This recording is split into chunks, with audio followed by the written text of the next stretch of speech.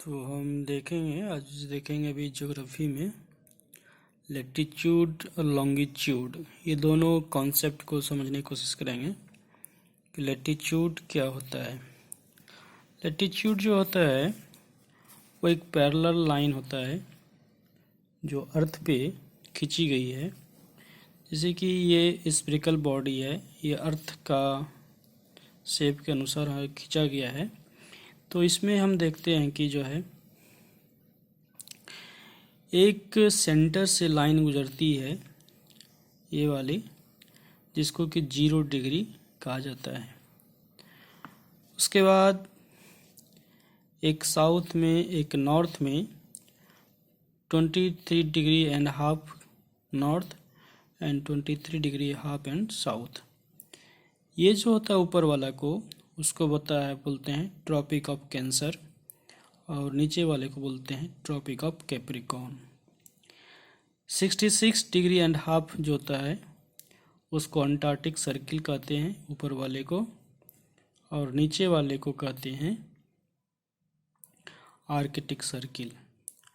और बाकी ये जो ऊपर वाला पॉइंट होता है इसको बोलते हैं 90 डिग्री, नीचे वाले को भी बोलते हैं 90 degree, that is called the south pole and north pole.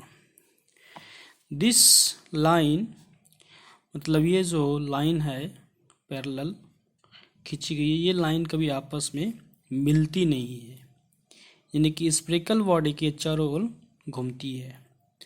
तो जो 0 डिग्री है, 0 डिग्री से लेके 23.5 डिग्री तक नॉर्थ और 23.5 डिग्री तक साउथ को हम क्या कहते हैं, ट्रॉपिकल जोन कहते हैं। और ऊपर के नॉर्थ को 23.5 डिग्री से लेके 66 डिग्री तक ऊपर वाले को हम टेम्परेट जोन कहते हैं, और नीचे भी हम उसको टेम्परेट जोन कहते हैं। बाकी जो है उसके बाद को पोल कहते हैं, south pole and north pole. तो हमारा जो कंट्री इंडिया है वो 8 डिग्री, यानी कि 8 डिग्री से लेके 33.5 डिग्री तक लैटिट्यूड में हमारा जो है नॉर्थ टू साउथ में फैला हुआ है, और साउथ टू नॉर्थ बोल सकते हैं, मतलब 8 डिग्री से लेके 33.5 डिग्री तक ऊपर। तो ये जो हमारा जो विस्तार है नॉर्थ, साउथ टू नॉर्थ, तो हमारा कंट्री जो है वो मोस्टली ट्रॉपिकल जोन में पड़ता है। तो यदि हम इंडिया का फिगर हम देखें तो इस तरह से यदि हम बनाएं तो हमारा इंडिया के जो फिगर में तो दिखाई पड़ेगा कि ये जो छोर है हमारा, ये छोर हम 8 डिग्री से ले सकते हैं, और ऊपर वाला छोर जो है 33.5 डिग्री तक। This total regions included into the tropical zones. इसलिए हमारे यहाँ पे क्या होती है कि सभी तरह के जो हैं मानसून पाए जाते हैं। जैसे कि हम फिर अगल दूसरे चैप्टर में पढ़ेंगे कि किस तरीके से ये हमारा जो है ऊपर वाला टेम्परेट जोन है, ये डेजर्ट राजस्थान का क्यों आता है, ये गंगेटिक प्लेन है, ये दक्कन का प्लेटू है, ये कोस्टल एरिया है, and this is also the coastal area. So हम यहाँ देखें तो जो लैटिट्यूड है वो 0 degree, 15 degree, 30 degree, 45 degree, 60 degree, 90 degree, this are the, and बीच के रेखा को हम क्या बोलते हैं, इक्वेटर बोलते हैं।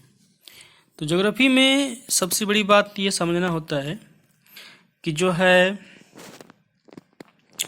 बारिश जो होती है, वर्षा जो निर्धारण होता है वो अकॉर्डिंग टू दिस लैटिट्यूड, और ज्यों हम इक्वेटर से पोल की तरफ जाएंगे, either north pole either south pole, हमें क्या होगी, ठंड का जो है, क्योंकि जो ठंड जो होती है वो सूर्य की किरणें जो पड़ती है हमारे सरफेस पे उसके कारण डिसाइड होती है। जैसे कि इस फिगर में देख सकते हैं कि मान लीजिए ये अर्थ है और यहाँ पे आप देख सकते हैं because the earth is a spherical, electrical मतलब स्फेरिकल होता है और जैसे सन की लाइट पड़ती है तो यहाँ पे तिरछी पड़ती है, और बिकॉज दिस इज इक्वेटर यहाँ पे डायरेक्ट सन हीट पड़ती है, और जो हम पोल की तरफ जाते हैं सन की लाइट क्या होती है, तिरछी होती जाती है, जिस कारण से यहाँ पे जो है सालों भर बर्फ जमी रहती है और यहाँ पे हीट जो है वो सरप्लस रहता है। तो टेम्परेट जोन जो होता है जिसे कि 23.5 डिग्री ले लिए 66.5 डिग्री तक के बीच में, इस जोन में जो है टेम्परेट जोन में हमेशा जो होता है वो हीट डेफिशिएंट जोन कहा जाता है, यानी कि यहाँ पे जो हीट होती है वो कम होती है। और जो ट्रॉपिकल जोन होता है यहाँ पे हमेशा क्या होता है कि जो हीट जो होता है वो हमेशा सरप्लस होता है। और इसी डिफरेंसेस के कारण जब हीट का यहाँ पे ज़्यादा वो पड़ता है तो यहाँ पे क्या होता है कि यहाँ की हवा गर्म होकर ऊपर उठती है और यहाँ पे जाके जो है असम्बल होती है। जैसे कि आप लोग पढ़े होंगे कि 30 डिग्री को हॉर्स लैटिट्यूड भी कहा जाता है। क्यों? क्योंकि यहाँ से जो हम टेम्परेचर यहाँ से जो हवा उठती है ये 30 डिग्री के आसपास जो है आके यहाँ पे प्रेशर बनाता है, बोथ साउथ एंड नॉर्थ में। So this difference, heat difference के कारण ही जो है विंड सिस्टम डेवलप होता है। जैसे कि मान लीजिए कि ये हमारा 8 डिग्री है और यहाँ पे हमारा है 33.5 डिग्री।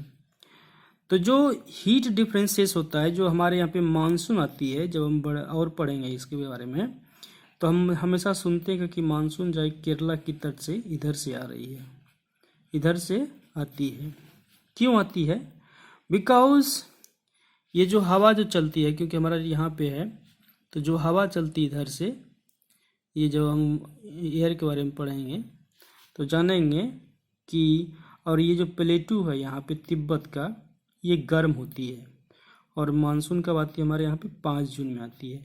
तो जो हीट डिफरेंसेस हुआ, यहाँ पे गर्म होने के कारण हवा उठती है और ये क्या है, ये समुद्रिक है, यहाँ पे एयर प्रेशर ज़्यादा होता है, तो हवा जब भी बहती है तो हवा हाई टू लो की तरफ, तो इस तरह से हवा यहाँ पे चलती है और जो कि पानी लाती है समुंदर से, जिसको कि हम मानसून बोलते हैं।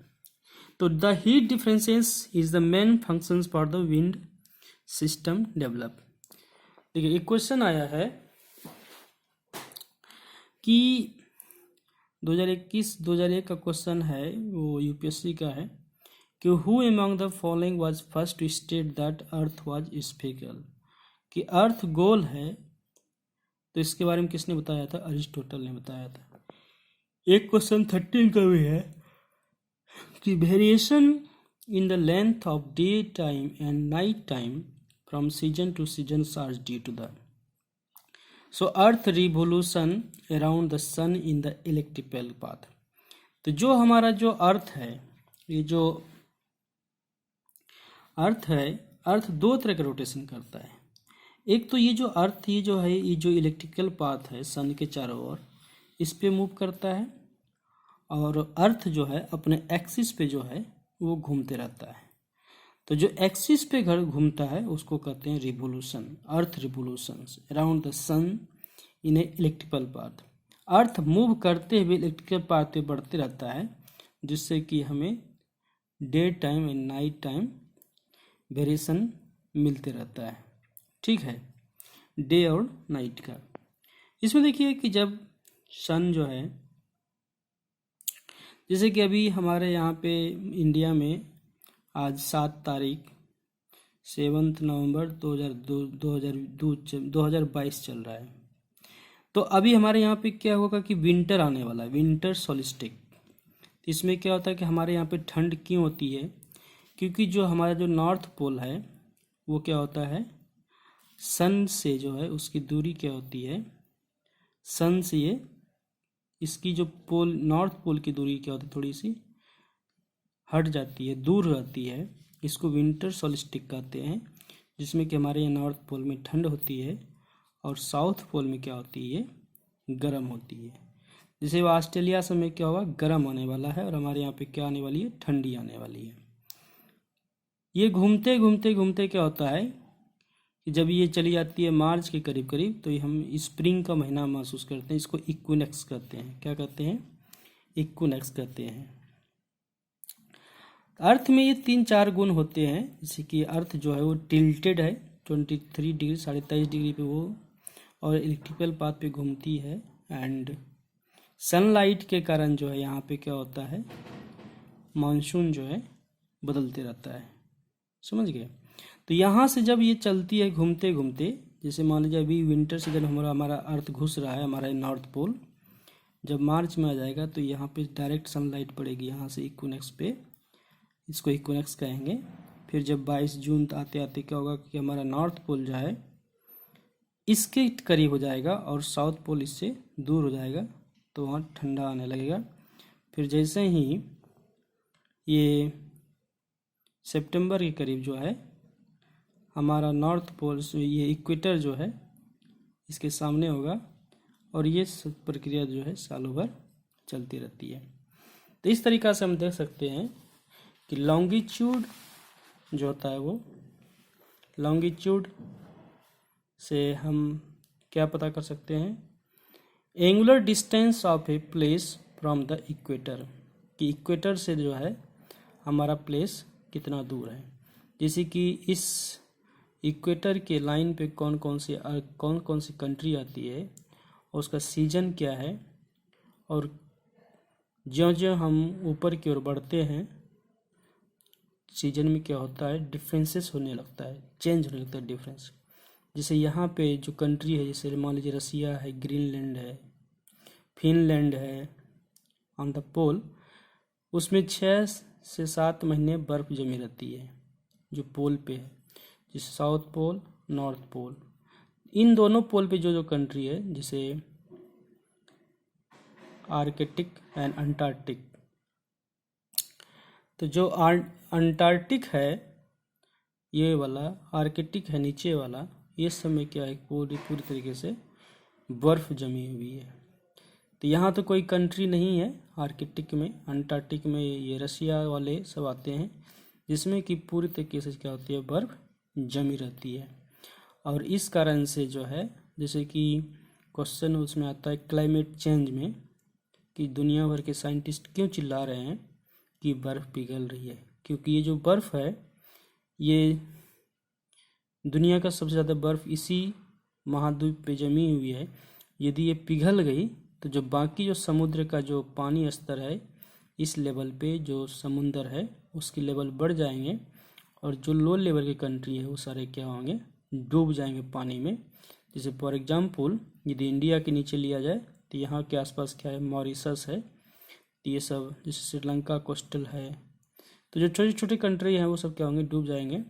इसलिए ये जो यहाँ के बर्फ़ हैं इनको बचाने की मुहिम चल रही है, और जिसमें कि कार्बन डाइऑक्साइड का उत्सर्जन कम करने के लिए कहा जाता है, बोला जाता है कि भैया अब जो है ग्रीन हाउस का इस इफेक्ट को कम किया जाए। तो ये हम अभी आज समझे लैटिट्यूड के बारे में, नेक्स्ट हम देखेंगे लॉन्गिट्यूड के बारे में।